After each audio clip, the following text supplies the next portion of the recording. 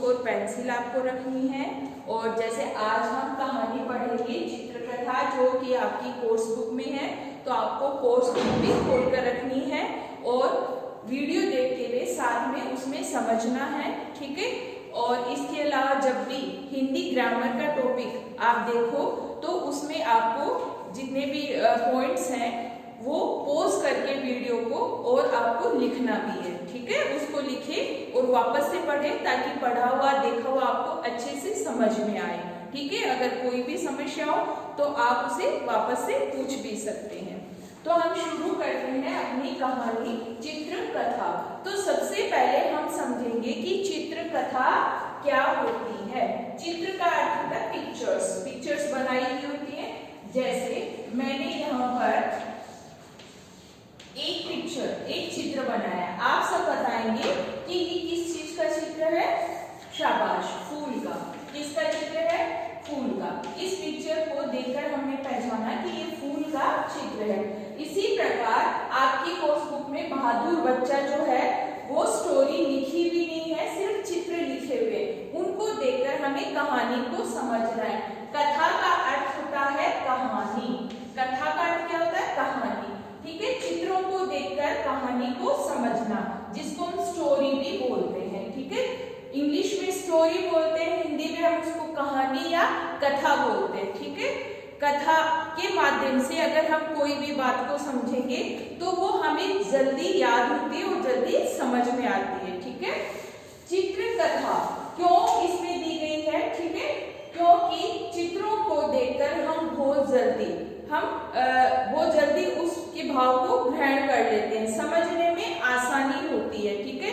जो बच्चा पढ़ना नहीं जानता वो भी चित्रों को देखकर उसके भाव को समझ सकता है।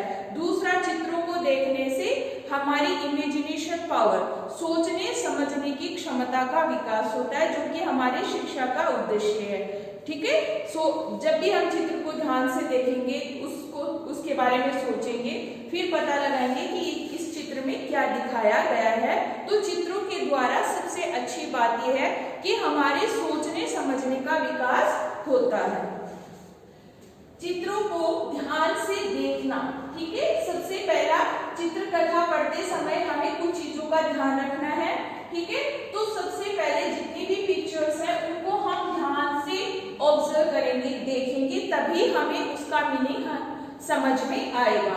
फिर है चित्रों में दिए गए भाव को समझना कि उसमें क्या दिखाया जा रहा है, उनके फेस की इमोशंस भी हमें देखने हैं।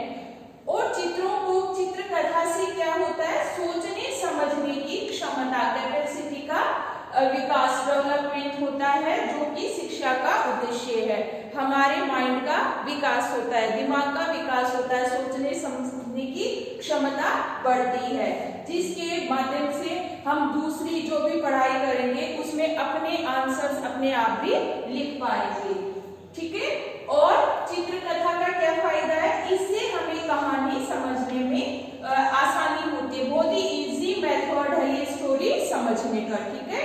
तो ये तो हमने पढ़े कि चित्रकथा के क्या क्या फायदे हैं और चित्रकथा क्या होती है। अब हम अपनी चित्रकथा पढ़ेंगे, तो आप अपनी कोर्स बुक खोलकर देखेंगे साथ में, ठीक है, जिसमें कहानी, चित्रकथा का नाम है बहादुर बच्चा, स्ट्रॉन्ग ब्रेव बोल्ड, ठीक है, जो किसी से नहीं डरता है। यहाँ आपको देखना है एक बहादुर बच्चे का चित्र मैंने बनाया है, ठीक है। और कहानी में एक और पात्र है, वो है चोर, ठीक है, जिसके काले घुंघराले बाल हैं, बड़ी बड़ी मूंछें हैं, डरावना सा दिख रहा है, ठीक है। और दूसरा पात्र क्या है कहानी में? चोर, ठीक है। तो बहादुर बच्चा कहानी में क्या करता है, सबसे पहला जो चित्र दिया गया है उसमें आप ध्यान से देखो, ठीक है, शाबाश, आपने देखा कि एक व्यक्ति जो है वो एक शॉप से, एक दुकान से सामान खरीद रहा है, ठीक है। एक व्यक्ति खड़ा हुआ है, दुकानदार है, और दुकान का चित्र बना हुआ है, ठीक है। एक व्यक्ति दुकान से सामान खरीद रहा है और जैसे ही सामान खरीद के बाहर निकलता है, कहीं दूर कोने में चोर खड़ा होता है जो उसको देख रहा होता है कि इस व्यक्ति ने सामान ले लिया, और धीरे धीरे वह व्यक्ति, चोर ने उसको देख लिया, दूसरी पिक्चर में दिखाया हुआ चोर है ना, जिसकी बड़ी बड़ी मूंछें, काले घुंघराले बाल है, ठीक है, डरावना सा दिख रहा है। उसने उस व्यक्ति को देख लिया कि इसने सामान खरीदा है और वो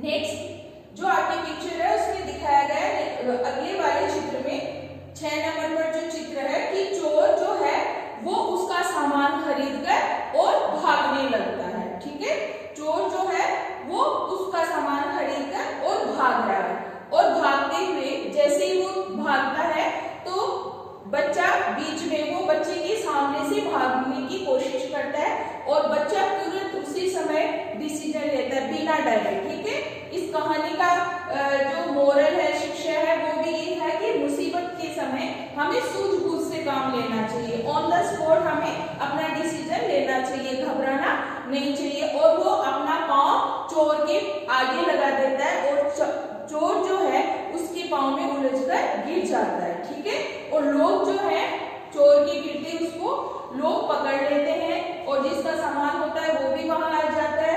ठीक है, और वो पुलिस को सूचित कर देते हैं और पुलिस आकर चोर को पकड़ लेती है। ठीक है, और सभी वहां पर जो उपस्थित लोग होते हैं तो बच्चे की इस बहादुरी की प्रशंसा करते हैं और फिर बच्चे को बहादुरी का इनाम मिलता है।